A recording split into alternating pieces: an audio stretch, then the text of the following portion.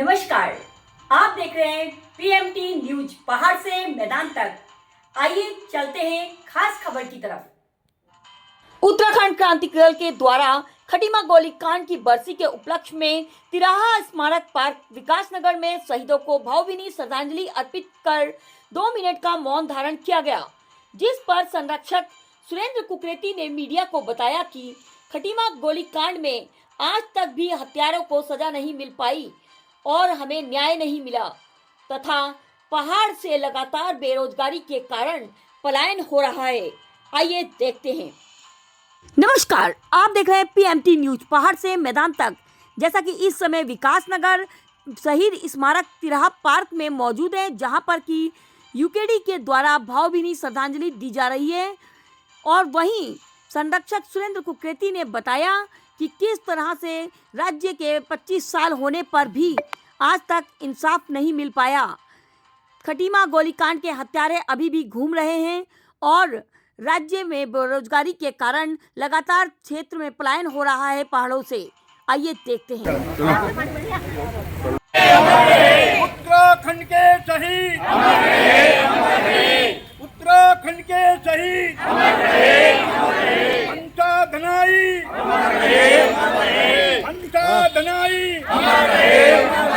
बेलमती चौहान खटीमा के शहीद खटीमा के शहीद खटीमा के शहीद उत्तराखंड के शहीद शहीद अंता धनाई बेलमती चौहान बेलमती चौहान इंद्रमणि बडोनी जी इंद्रमणि बडोनी जी अंता धनाई बेलमती चौहान। खटीमा कांड की बरसी पे सर यहाँ मौजूद हुए हैं आप, तो इसके बारे में बताइए।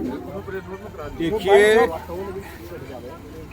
पृथक राज्य का आंदोलन जब चरम पे था और खटीमा में जिस तरह से आंदोलनकारियों पे गोली चलाई गई, जो पहली गोली लगी थी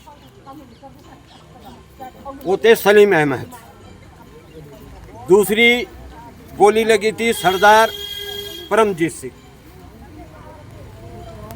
तो ये कहना तमाम लोगों का ये है कि अन्य जो लोग हैं वो उत्तराखंड आंदोलन में नहीं रही है, और ये प्रमाण है कि सभी जाति सभी धर्मों ने इस पे योगदान दिया।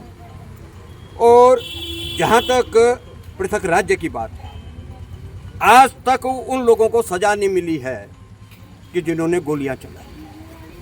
और दुर्भाग्य इस बात का है कि जिस मातृशक्ति ने इस राज्य को लिया, अभी एक रिपोर्ट आई है, पूरे देश से एक रिपोर्ट आई है कि जो देहरादून है वो महिलाओं के लिए सुरक्षित नहीं है।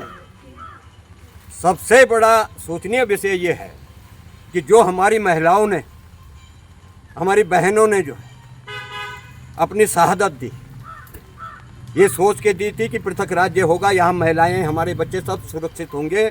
लेकिन कल की जो रिपोर्ट है उसने हमें झकझोर दिया है कि पूरे भारत के अंदर देहरादून एक ऐसा सिटी है कि जहाँ महिलाएं सुरक्षित नहीं हैं।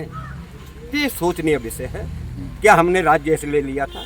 और सीधा सा है कि इस राज्य को बनाने में 70% महिलाओं का बहुत बड़ा योगदान इसमें। और आज उन्हीं महिलाओं के साथ उत्तराखंड के अंदर, इस राज्य के अंदर जो व्यवहार हो रहा है, जो उनके साथ ये व्यभिचार हो रहा है, ये सोचनीय विषय है। और मैं तो तमाम आंदोलनकारी तमाम उत्तराखंड के आम जनमानस से ये निवेदन करूंगा कि अब समय आ गया है। अच्छा, ये बताएं सर कि 25 साल होने के बाद भी अभी ऐसा कुछ हुआ है जो उन आंदोलनकारियों के सपने पूरे हुए हैं? मुझे कहने में ये कोई गुरेज नहीं है कि जब हम उत्तर प्रदेश से अलग हुए थे तो मैं समझता हूँ कि उस समय हम ठीक थे। हम कभी उत्तर प्रदेश जाया करते थे, कोई फाइल लेके तो कहते थे इतनी दूर से आए, इनकी फाइल कर दो।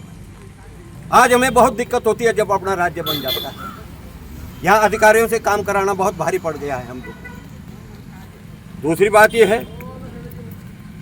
राज्य बनने के बाद पलायन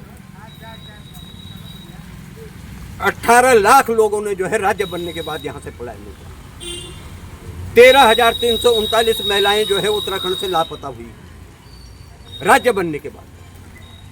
700 गांव जो है मनुष्य विहीन हो गया है। 700 गांव बिल्कुल खाली, एक भी आदमी वहां नहीं है ना। 6300 स्कूलें बंद हो गई हैं प्राइमरी।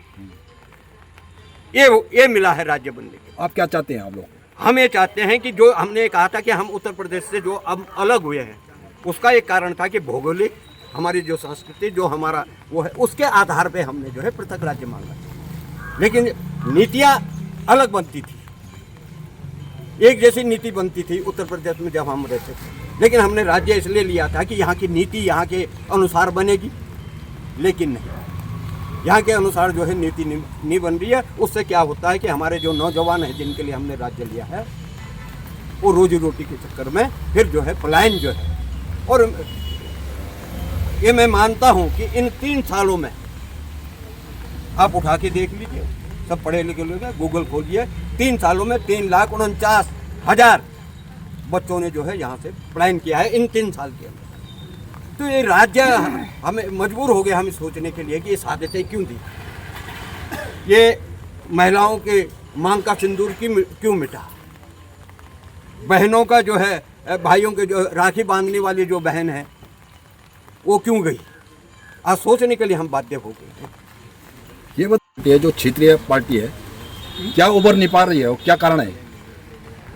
नहीं, उभर का अभी देखिए, जहाँ तक उभरने की बात है, मैं समझता हूँ आप पत्रकार मित्र हैं, इस समय उत्तराखंड के अंदर विपक्ष की भूमिका कौन निभा रहा है? उत्तराखंड क्रांति दल। जबकि विपक्ष की भूमिका कांग्रेस को निभानी चाहिए थी, लेकिन कौन निभा रहा है? उत्तराखंड क्रांति दल। सर एक कहीं सवाल से भी ले लो आप, किसी भी एंगल से ले लीजिए आप। सर एक सवाल कि आप प्रधानमंत्री नरेंद्र मोदी को किस तरह से देखते हैं? देखिए, हम जो लोग हैं, हमारे हम नीचे से ऊपर उठने वाले लोग हैं। हम जो बात करते हैं, हम करते हैं पृथक राज्य के और उत्तराखंड के। बाकी प्रधानमंत्री क्या कर रहा है वो सबके सामने है। और मैं समझता हूँ कि छोटी मुँह बड़ी बात हम लोगों को नहीं करनी चाहिए। हमारी जो सोच है वो खाली उत्तराखंड के स्तर पे जो है, हम इसको हम वहाँ सोचने के लिए हमने बहुत लोग दे रखे हैं। और वो चोर मौसेरे भारी सब एक है, तो ये कह देना कि कौन क्या कर रहा है वो सबके सामने। थैंक यू सर, धन्यवाद। अब तक की खबर में बस इतना ही। मिलते हैं अगली खबर में, तब तक के लिए नमस्कार।